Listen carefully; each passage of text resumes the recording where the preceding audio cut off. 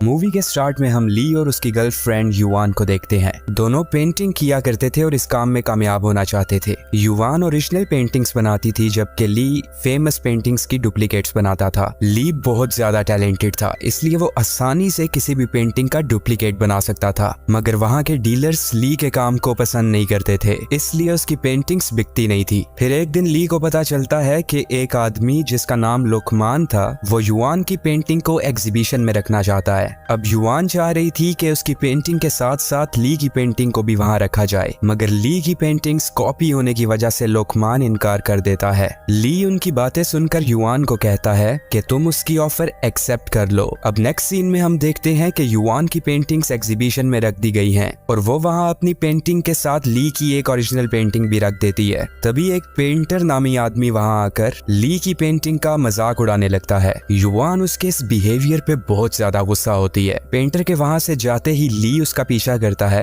और उससे माफी मांगता है। अब पेंटर उससे कहता है कि मैं दरअसल तुम्हारी पेंटिंग की बुराई नहीं बल्कि तारीफ करना चाहता था, क्योंकि ओरिजिनल और महंगी पेंटिंग्स को सही से कॉपी करके उनका रेप्लिका बनाना भी एक आर्ट है, और जो कॉपी तुमने बनाई है वो तो ओरिजिनल से भी ज्यादा अच्छी लग रही है। वो ली को एक रेस्टोरेंट में लेकर जाता है और उसे बोलता है कि तुम एक बेहतरीन कलाकार हो, तुम्हारा टैलेंट बहुत ज्यादा यूनिक है। फिर वो उसे एक जॉब की ऑफर देता है और वहां से चला जाता है। इसके बाद ली एग्जीबिशन हॉल में वापस आता है और अपनी पेंटिंग को जला देता है, क्योंकि वो सोचने लगा था कि अब वो सिर्फ रेप्लिका पेंटिंग्स बनाया करेगा। फिर ली पेंटर से मिलता है और उसे कहता है कि मैं तुम्हारी जॉब के लिए तैयार हूँ। अब पेंटर उसे बताता है कि मैं तुमसे कोई फेक पेंटिंग नहीं बनवाऊंगा, बल्कि तुम्हें बनाने होंगे फेक करेंसी नोट्स। फिर वो ली को बताता है कि मेरी 3 जनरेशंस फेक करेंसी बनाती आई हैं, वो भी कभी जेल जाए बगैर। वो उसे कहता है कि तुम्हें आगे बढ़ने के लिए लाइफ में रिस्क तो लेना ही होगा, और अगर तुम्हारे टैलेंट को ये काम रास आ गया तो तुम रातों रात करोड़ों में खेलने लगोगे, बस तुम्हें ये क्राइम सही तरीके और समझदारी से करना होगा। फिर ली घर वापस आता है और अपनी गर्लफ्रेंड को लुकमान के साथ जाते हुए देखता है, क्योंकि अब युवान उसके साथ नहीं रहना चाहती थी, इसलिए कि ली ने अपनी पेंटिंग जलाकर उसका बहुत नुकसान कर दिया था। ली पैसों के मामले में तो स्ट्रगल कर ही रहा था, पर अब उसका प्यार भी उसे छोड़ चुका था, इसलिए वो पेंटर की ऑफर एक्सेप्ट कर लेता है। पेंटर उसे कहता है कि अमेरिकन गवर्नमेंट ने हाल ही में नई करेंसी बनाना स्टार्ट की है, जो कि कॉपी करना बहुत मुश्किल है। करेंसी में इतनी ज्यादा कॉम्प्लिकेशंस हैं कि दुनिया का बड़े से बड़ा रेप्लिका आर्टिस्ट भी कॉपी नहीं कर सकता, इसीलिए मुझे तुम्हारी जरूरत है, क्योंकि सिर्फ तुम ही इसकी कॉपीज बना सकते हो, वो भी पेंटिंग मशीन यूज किए बगैर। फिर पेंटर उसे बाकी के टीम मेंबर्स से मिलवाता है, जिनमें प्रिंटिंग प्लेट स्पेशलिस्ट याम, कलर्स थ्योरी की एक्सपर्ट लीवा, सब चीजों की अरेंजमेंट्स करने के लिए शुम, और वोंग जो सिक्योरिटी एक्सपर्ट है। डॉलर बनाना आसान काम नहीं था, इसके लिए सबसे पहले स्टार्च पेपर की जरूरत थी, क्योंकि इस पेपर में इंक अपना कलर चेंज कर देती है और इसी के जरिए फेक नोट्स ट्रेस किए जाते हैं। इसके बाद ली नोट का डिजाइन बनाने लगता है और पेंटर उसकी ड्राइंग से काफी ज्यादा खुश था,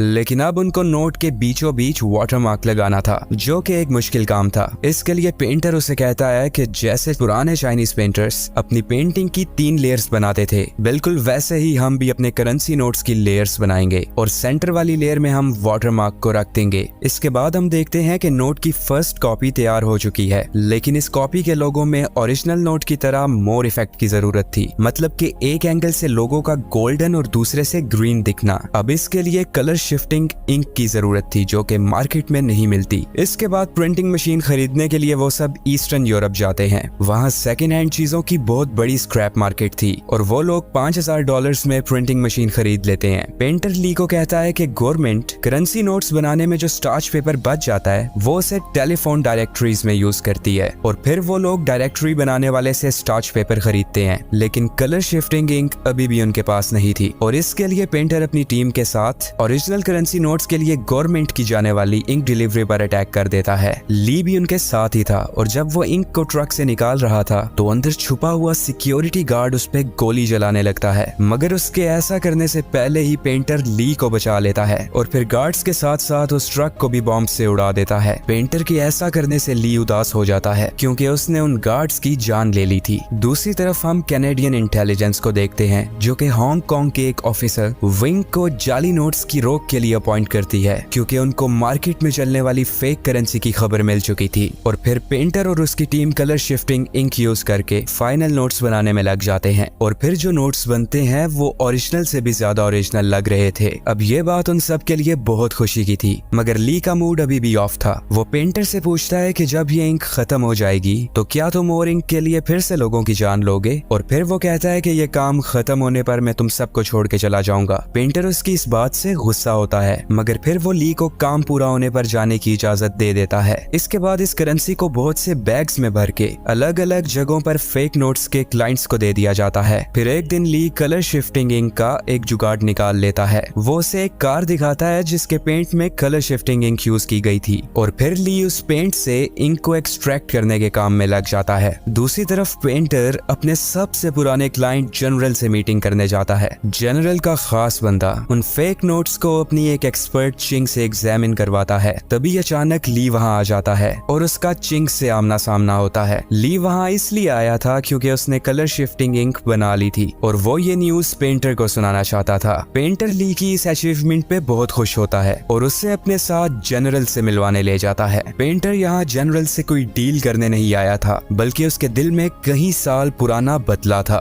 क्योंकि बहुत साल पहले जनरल ने पेंटर के फादर को मारने की कोशिश की थी। अब पेंटर वहाँ अपनी जैकेट ओपन करता है और उसकी बॉडी पे बॉम्ब्स लगे हुए थे और इन बॉम्ब्स का रिमोट ली के पास था। जनरल का आदमी पेंटर के सर पे गन पॉइंट कर देता है और उसे ये बात पता थी कि पेंटर नहीं बल्कि ली इन फेक नोट्स का असल क्रिएटर है। पेंटर ली को इशारा करता है और उसके रिमोट फेंकते ही बाहर खड़ी गाड़ी में ब्लास्ट होता है। अब पेंटर और जनरल के लोगों में फाइट होने लगती है। वहाँ पेंटर को जनरल के आदमी घेर लेते हैं, मगर तभी थोड़ी दूरी से पेंटर का एक आदमी इस घर पे रॉकेट फायर करता है और फिर पेंटर के और भी आदमी वहाँ आकर जनरल के लोगों पर रॉकेट्स फायर करने लगते हैं। इस सब गोलाबारी में चिंग जल गई थी और ली उसे उठाकर वहाँ से ले जाता है और पेंटर जनरल को मार देता है। इसके बाद ली चिंग के जले हुए फेस पे प्लास्टिक सर्जरी करवाता है और उसे अपनी एक्स गर्लफ्रेंड युआन का नाम देता है। फिर कुछ वक्त बाद ली, चिंग और पेंटर युआन की एग्जीबिशन में आते हैं। वो अभी भी उससे प्यार करता था और उसे अपनी लाइफ में वापस लाना चाहता था, मगर वहाँ वो देखता है कि युआन तो अब लुकमान की गर्लफ्रेंड है और उसके साथ रिलेशनशिप में है। पेंटर उसे कहता है कि तुम्हें अपने प्यार को पाने के लिए लड़ना चाहिए, मगर ली वहाँ से चला जाता है। वहीं दूसरी तरफ ऑफिसर विंग जाली नोट्स का क्लाइंट बन के पेंटर को पकड़ना चाह रहा था। उसके साथ एक को ऑफिसर हो भी थी। विंग पेंटर के दो आदमियों शुम और वोंग से मिलता है, लेकिन विंग पेंटर के लिए एक न्यू क्लाइंट था, इसलिए वो कोई रिस्क लेने से पहले उसके बारे में पता करता है। फिर उसे पता चलता है कि याम ने उनके बनाए जाली नोट से एक वॉल क्लॉक खरीदी थी और इसी वजह से विंग उस तक पहुंचा, जो कि पुलिस का आदमी है। याम ने रूल ब्रेक किया था क्योंकि अपने बनाए जाली नोट से खुद के लिए कुछ भी खरीदना मना है। फिर पेंटर याम और उसकी फैमिली को मार देता है। इसके बाद विंग पेंटर से डील करने आ जाता है क्योंकि उसे अभी तक ये नहीं पता था कि पेंटर उसकी असलियत जान चुका है। पेंटर ली से कहता है कि विंग को मार दो, मगर ली डर जाता है। इसके बाद पेंटर विंग को मार देता है और फिर ली पर बहुत ज्यादा गुस्सा करता है। वो कहता है कि मैंने तुम्हें क्या से क्या बना दिया और तुम अभी तक इतने डरपोक हो। फिर वो उसको आखिरी चांस देने के लिए युआन और लुकमान को किडनैप करके ली के सामने लाता है और उसे लुकमान को मारने के लिए कहता है, क्योंकि ऐसा करने से ली को उसकी एक्स गर्लफ्रेंड वापस मिल जाएगी। मगर ली उसको मारने की बजाय अपनी गन पेंटर पे पॉइंट कर देता है। पेंटर जानता था कि ली डरपोक है, इसलिए वो लुकमान को मार देता है। अब ली युआन को बचाता है और पेंटर और उसके बंदे उन पे फायरिंग करने लगते हैं, मगर तभी चिंग वहां आ जाती है और पेंटर के सभी बंदों को मार देती है। इसके बाद ली और पेंटर का आमना सामना होता है और ली उसे मार देता है। फिर ली चिंग और विंग के लिए लाए हुए फेक नोट्स लेकर वहां से भाग जाता है और वो दोनों एक रिजॉर्ट में छुप जाते हैं। वहां न्यूज़पेपर में ली पढ़ता है कि पेंटर बच गया था और वो अभी भी जिंदा है। अब ली ये बात जानता था कि पेंटर बदला लेने के लिए युआन को नुकसान पहुंचाएगा। अब ली युआन के पास पहुंचता इससे पहले ही ट्रैवल एजेंट के ऑफिस में पुलिस ली को फेक करेंसी यूज करने के जुर्म में अरेस्ट कर लेती है। इसके बाद वो ली को इंटेरोगेट करती है, मगर ली बहुत डरा हुआ था, इसलिए वो उसे कुछ भी नहीं बताता। फिर युआन अपना लॉयर लेकर ली की बेल करवाने आती है। हो कहती है कि ली को हम छोड़ देंगे, मगर उसके जरिए हमें पेंटर की इंफॉर्मेशन चाहिए। युआन उनकी हेल्प के लिए मान जाती है। फिर वो यही बात ली से करती है और ली पेंटर की इंफॉर्मेशन देने के लिए तैयार हो जाता है। फिर पुलिस ली की मदद से चिंग और पेंटर का स्केच बनवाती है और ली आजाद हो जाता है। इसके बाद युआन और ली एक होटल में जाते हैं और एक दूसरे के साथ प्राइवेट टाइम स्पेंड करते हैं। अगले दिन हो पुलिस स्टेशन के बाहर पेंटर जैसे दिखने वाले एक ऑफिसर को देखती है और हो उसका पीछा करने लगती है। अब उस आदमी के पकड़े जाने पर वो कहता है कि मैं एक पुलिस ऑफिसर हूँ और उस दिन ली के अरेस्ट होने पर पुलिस कार ड्राइव करने वाला मैं ही था। फिर हो को पता चलता है कि ये ऑफिसर सच बोल रहा है और अरेस्ट होने के बाद ली ने काफी देर ड्राइवर को देखा था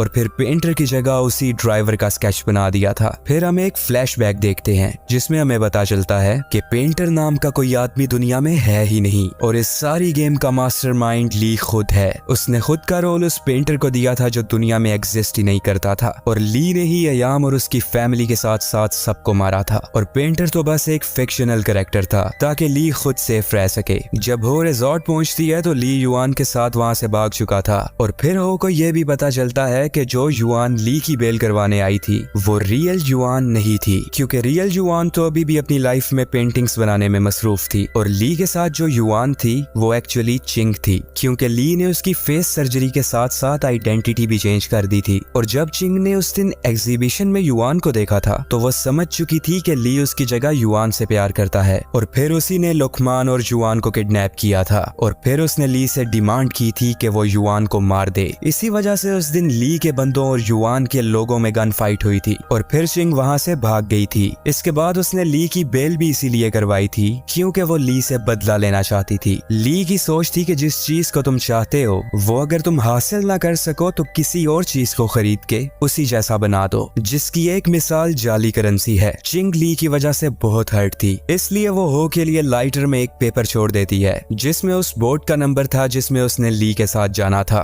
फिर हम समुद्र के बीच ली और चिंग को देखते हैं जो कि हांगकांग की टेरिटरी से बाहर निकलने वाले हैं। तभी चिंग उसे कहती है कि वो बोट को हांगकांग की टेरिटरी में ही गोल गोल घुमा रही है और मैं तुम्हारे साथ फेक युआन बन के नहीं रहूंगी। तभी वहाँ पुलिस आ जाती है। अब ली बोट चलाने की कोशिश करता है मगर वहाँ बॉम्ब पड़ा था जिसका रिमोट चिंग के पास था। तभी वो रिमोट का बटन प्रेस करती है और बोट ब्लास्ट हो जाती है। हो ये सब देख रही थी। फिर कुछ दिन बाद हो असली युआन के पास जाती है और उसे ली का फोटो दिखाती है। युआन उसे बताती है कि ये आदमी कुछ साल पहले मेरा नीबर था। यहाँ ये पता चलता है कि युआन और ली कभी रिलेशन में थे ही नहीं और ली उससे एक तरफा प्यार करता था और उसको पाने के लिए उसने फेक करेंसी नोट्स बनाना शुरू किए ताकि वो बहुत ज्यादा अमीर हो जाए और युआन को हासिल कर सके। मगर तब भी जब उसे युआन नहीं मिली तो उसने अपनी सोच के मुताबिक चिंग को युआन जैसा बना दिया। The end. लाइक और सब्सक्राइब करना मत भूलिएगा। Take care stunners and bye bye.